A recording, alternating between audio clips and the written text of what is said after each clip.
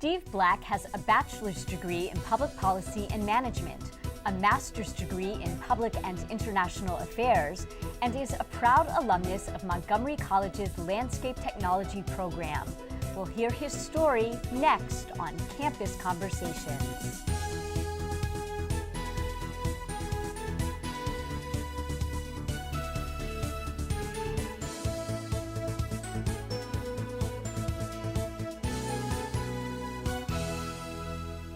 Welcome to Campus Conversations. I'm Fritzi Bodenheimer. And I'm Elizabeth Homan. With us today is Montgomery College alumnus Steve Black. Thanks so much for joining us. Thanks. Tell us a little bit about your background. I know you grew up on a farm, but that wasn't your first career choice. No, I grew up on a farm in Ohio. My dad raised horses, had a breeding operation there, so I'd done a fair bit of work on the farm and cleaning stalls and baling hay and other kind of glorious activities. But I'd gone off to school to study public policy and international affairs and wound up doing quite a bit of work on weapons of mass destruction, arms control investigations, and then found myself in Iraq for most of the 90s looking for weapons there. So after doing that, which as you might expect, involves a lot of travel and it's something that can get old really fast. And I decided I wanted to maybe pick a new career, move into something different. And farming seemed like a good thing, but I wasn't going to go back to something that involved livestock. I couldn't. I wasn't going to clean any more stalls. I'd gotten that out of my system, and so I started looking around in the commercial horticulture, growing flowers, trees, shrubs, that sort of thing is a big industry in Maryland, and I thought that'd be a good thing to look into. So I started doing some research and looking at the different aspects of that industry, and growing trees and shrubs in the ground seemed like a nice match between the experience I had in the back of my head with farming and then something that would be a viable business in this area.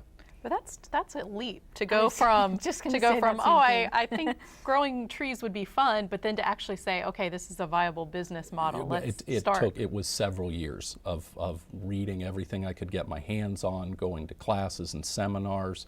The Maryland Cooperative Extension Service puts on quite a series of programs where they try to help growers in different areas, greenhouses or nurseries, improve the way they work, and I'd go to a lot of those things, and most of it was just completely over my head at that point because they're talking about very down in the weeds kind of issues, but it gave me a good feel for what would be involved in running a greenhouse or running a field nursery, and the field nursery sort of spoke to me more than the greenhouse operation would.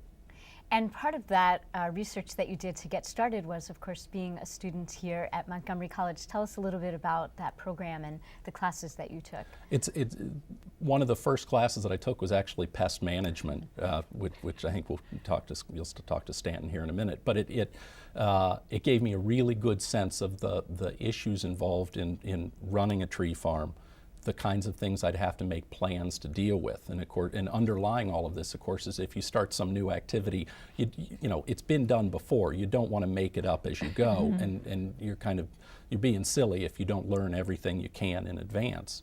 And it doesn't solve all the problems, but at least you can avoid the obvious ones. So I took the pest management class, a class on landscape technology, general plant identification, how different plants grow, be able to identify them, what ornamental characteristics, that sort of thing, and came out of it with a really good sort of broadly based understanding of the industry and what I'd have to be ready to do at the farm in order to make it a success.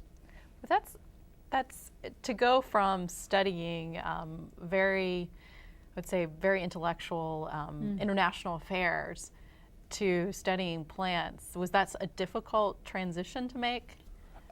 Well, studying plants is like studying anything else. I mean, everything's got a Latin name, and you've got to memorize lots and lots and lots of things. But it's not the big carryover knowledge is sort of how you run an activity, how you organize your operation, how you manage your time and the time of the people working for you. Things like deciding whether you need some piece of equipment to do a job, or you can keep having 2 or 3 of your staff do that job. When do you hit that transition time?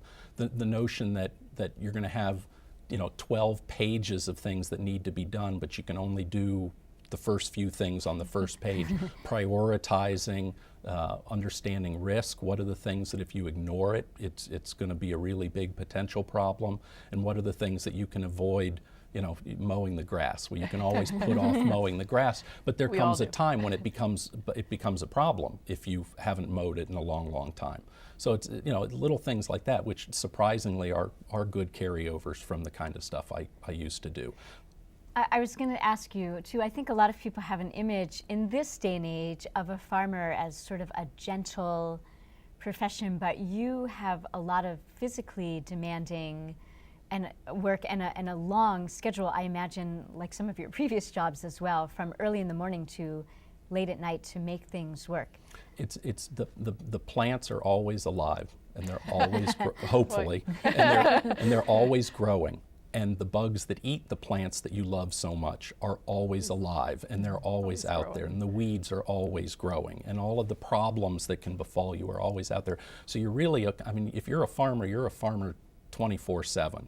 And you may go home and go to sleep, but if there's some big problem out there, it may be a pretty fitful sleep.